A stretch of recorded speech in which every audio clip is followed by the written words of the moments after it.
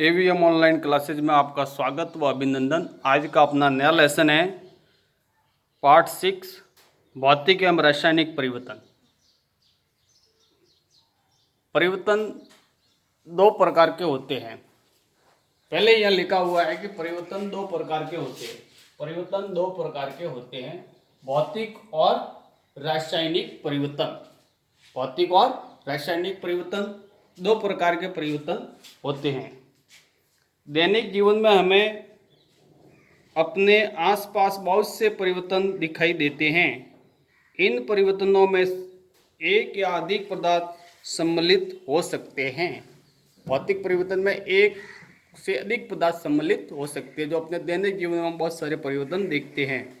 उदाहरण के लिए, आपकी माताजी आपसे शीतल पेय बनाने के लिए कहती हैं। आपकी माताजी आपको कहेगी कि आप एक शीतल पेय बनाएं, गर्मियों के दिन हैं। चक्कर का विलयन बनाना एक परिवर्तन है, क्योंकि जल के साथ में चक्कर मिल गई, तो ये एक परिवर्तन हो गया। उसी प्रकार दूध से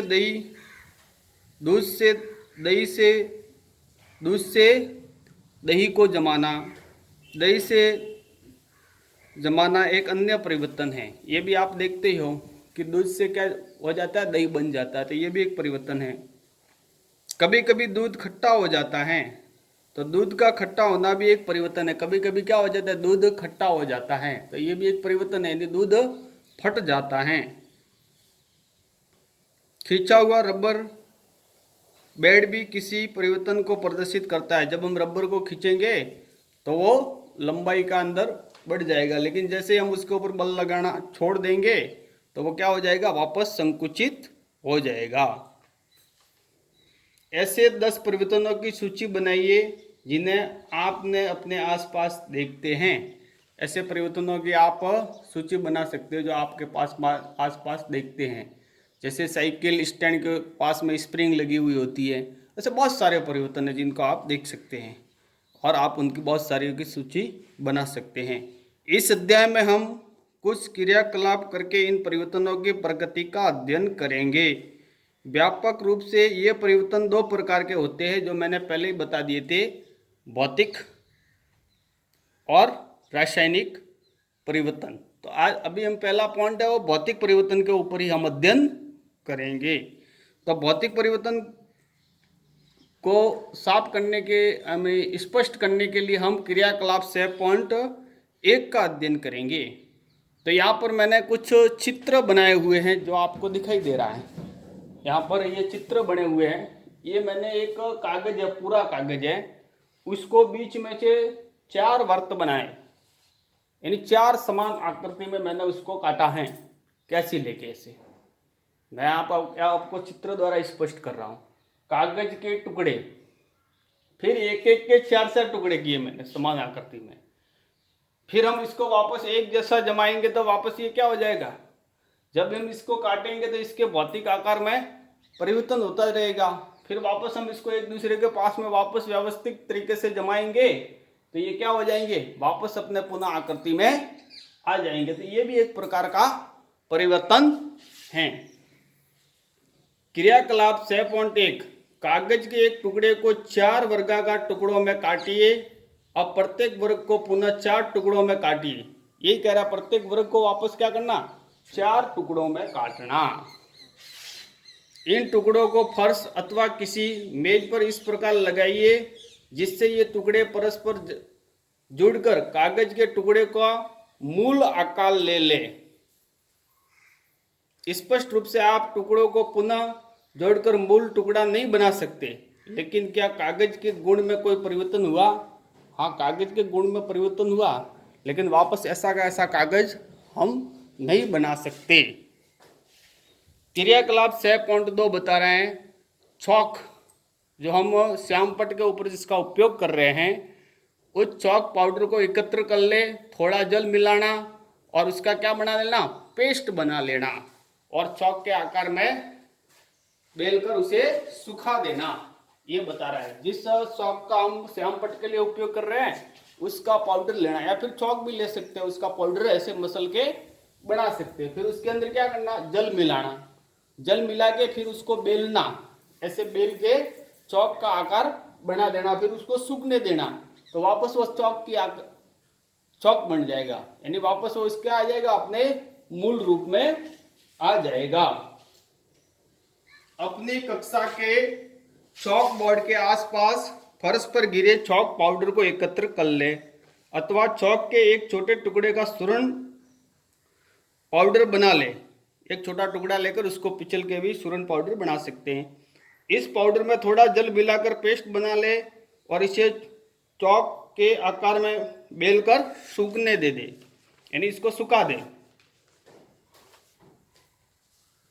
क्या आप चौक के चूर्ण से फिर चौक बना सकते हैं? हाँ, हम उसके चौक से वापस चौक बना सकते हैं। अब क्रियाकलाप है 6.3। इसके अंदर क्या करना है? एक बर्फ का टुकड़ा लेना है। बर्फ का टुकड़ा लेके उसे धूप में रखना है। क्या रखना है? धूप में। तो वो पिघलने लग जाएगा, और पिघलेगा तो क्या होगा? पानी और बर्फ का मिश्रण मिलेगा, हमको मिलेगा हिमकारी। हिमकारी मिश्रण बर्फ और नमक फिर उसके अंदर डालना है, मैं रख दे। क्या परिवर्तन होता है उसको अब देखना है अपने को। ये क्रियाकलाप करके और एक भौतिक परिवर्तन को हम स्पष्ट करेंगे। कांच या प्लास्टिक के कटोरे में थोड़ी बर्फ लीजिए। बर्फ के थोड़े से भाग के पिघलने तक बर्फ को धूप में रख लें। अब आपके आसपास बर्फ और जल का मिश्रण होगा। अब कटोरे को हिमकारी मिश्रण में क्या होगा? बर्फ और नमक में रख दे। उसको किसके अंदर रखना? बर्फ और नमक में रख दे। क्या जल फिर से ठोस बर्फ बन गया? अब अपने को ये नोट करना है कि जल है वो फिर से क्या ठोस बर्फ बन गया? क्रियाकलाप 6.4, जल लेकर उसको उबालना। ये क्या करें? जल लेकर हम उसको उबालेंगे। क्रियाकलाप 6.4, जल लेकर उसको उबालना यानी गर्म करना। उसके अंदर से भाप निकलेगी। ये इसका परिवर्तन हो रहा है। जल किसके अंदर बदल रहा है? भाप का रूप ले रहा है। अब इसको और स्पष्ट करेंगे। एक पात्र में थोड़ा सा जल लेकर उसे उबालिए। क्या आपको जल की सतह से भाप निकलती दिखाई देती है? हाँ, दिखाई देती है। उबलते हुए जल से कुछ दूरी पर भाप के ऊपर किसी बर्तन को उल्टा करके रखिए। बर्तन की भीतरी सतह को देखिए और बर्तन की भीतरी सतह को हमको देखना। क्या आपको वह जल की कोई बूंद दिखाई देती है? हाँ, दिखाई देती है। तो वह क्या हो रहा है? भाप वापस जल के रूप में परिवर्तित हो रही है। क्रियाकलाप 6.5, यानी इसके अंदर सावधानी रखनी है, क्योंकि इसके अंदर क्या करे? ब्लेड के मुक्त सिरे के अग्र भाग को गैस स्टोव की ज्वाला पर रखकर उसको गर्म करना है। तो गर्म करने वाली वस्तुओं के ऊपर क्या करनी पड़ेगी? हमको सावधानी बरतनी पड़ेगी। जैसे ज्वाला पर कार्य करते समय सावधानी बरते। उपयोग किए जा चुके लोहे की आरी के ब्लेड को सिमटे से पकड़िए और ब्लेड के मुक्त सिरे के अग्र यानी अगले भाग को गैस स्टोव की ज्वाला पर रखिए। कुछ मिनट तक प्रतीक्षा कीजिए। कुछ मिनट तक उसको गर्म होने देना। क्या ब्लेड के अग्र भाग के रंग में कोई परिवर्तन होता है? देखना, जिस और ज्वाला की और उसका है वो भाग, उसके ऊपर कोई परिवर्तन हो रहा है कि नहीं। ब्लेड के ज्वाला से हटाइए और कुछ समय बाद अग्र भाग को पुनः देखिए। क्या इसका पहले वाला रंग वापस आ जाता है?